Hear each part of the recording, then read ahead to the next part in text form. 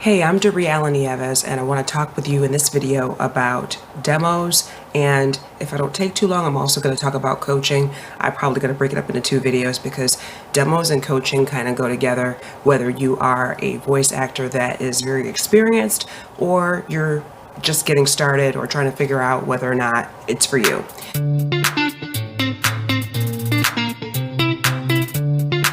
Okay, what is a demo? A demo is like a audio file that's arranged with different spots. It's like different snippets of voiceovers that you've done, if you've already done work, or the kind of work that you'd like to do. So maybe you're taking bits and pieces of things that you've seen, or maybe you're working with a producer that is writing copy for you, and you're creating a demo or demonstration, which is what demo is short for your work, so that when people are listening to your voice, they can kind of imagine it being in a spot, which is like a commercial, or they can imagine it being, in a film or a video game or whatever kind of demo that you're doing. Most demos have musical production added. It's not just you talking. It's not just a dry voice.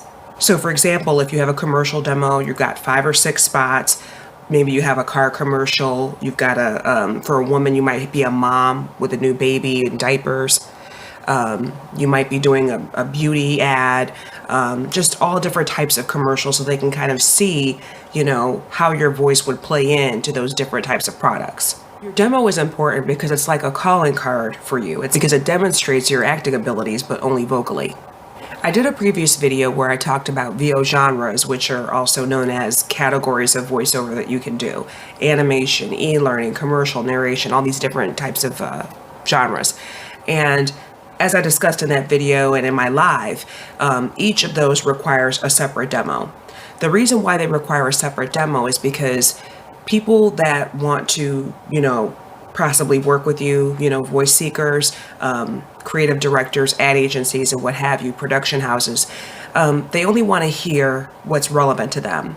So if they're a production house and they create corporate videos or they create commercials, they don't necessarily care about your promos. They don't care about your video games. They just don't. It might be great, might be the bomb, but they just don't care because that's not what they do. So you want to have a demo that is specific to the type of VO genre that you're interested in and that the buyer would want to hear, because when you're marketing to people, it's not about what you want to show, it's about what's in it for them. You're there to serve them. 2 demos that people usually start with are the commercial demo and the narration demo. And the reason why is because those are like the biggest, broadest, that covers like probably a good 75-80% of really the bulk of work that's out there that's accessible to anyone, even when they're just starting out. There's other genres, of course, that do really well, but you may not be able to come in the gate with it, like animation and video games. You're probably not going to be a brand new voice actor and just get loads of that kind of work. Most demos are about 1 minute to 2 minutes long. They could be 90 seconds, they could be just under 2 minutes. Some people say 2 minutes is too long, but it really depends on what kind of demo you're doing. If you're doing a narration demo and it's only a minute, it's okay, but I don't know really how many spots you can get in there for narrating. Commercials, it makes sense for it to be just 1 minute because commercials are quick. They could be 15 seconds, they could be 30 seconds, or they could be 1 minute. But usually there's several snippets of that on one demo. When it comes to audiobooks, the demo could be 5 minutes because obviously you need to be able to prove that you can sustain what you're saying for a long period of time, whereas with a commercial, you're in and out usually within 30 seconds. Demos are expensive to produce. A lot of people decide, I'm going to make my own demo because it costs too much. I mean, usually demos cost anywhere from $1,500 to $3,000, usually in that range. They can cost more than $3,000, but usually you're going to find your sweet spot somewhere around $2,000 is what demos usually cost. And so obviously people are like, forget that, I'm gonna make my own demo. I don't even have $2,000. I'm just starting out. What am I supposed to do? And I totally get that. I totally understand. But the only demo that I can say this is just for me, that I personally have made myself is the kind of demo that really doesn't need much musical production. And that is an e-learning demo. Usually when you do e-learning or you're the one taking e-learning, not just performing it, but taking it. I'm still in corporate America, and I have to take compliance training and things like that. All these corporations have to cover themselves. And e-learning doesn't have music. You're pressing a button, you're watching a slide or whatever. There's no music to it. It's completely different with other genres. So if you are going to do a demo yourself, maybe you can get away with an e-learning demo, but I wouldn't do it with any of the other ones.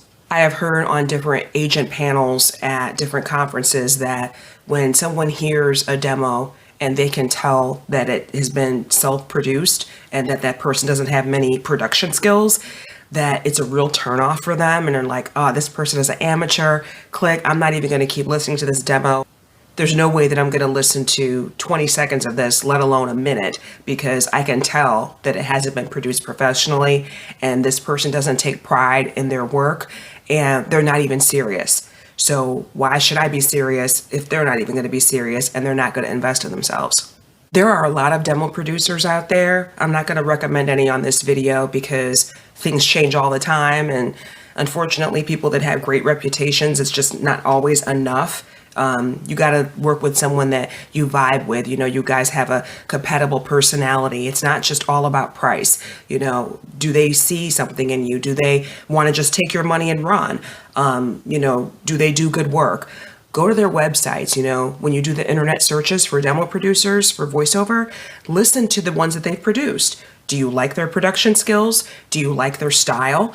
See if they've done any videos that are on YouTube or whatever, and try to also get referrals as well. And then have a consultation, talk with them, email them, find out, if they even produce the kind of demo for the VO genre that you're interested in, and then go from there. I have a bunch of different VO resources in my VO resource guide, which you can get at bit.ly/Jeree voiceover resource. So check out that link. It's free. You give me your email, I give you the PDF. It's got 14 pages of resources that I have come up with, and I'm always updating. I hope you enjoyed this video and that it was helpful to you. And check out part 2, which this video is long enough. I think I'm just going to make a part 2 and talk about coaching, because it's really important that before you get a demo that you also get coaching so that you will be demo ready. See you in the next video.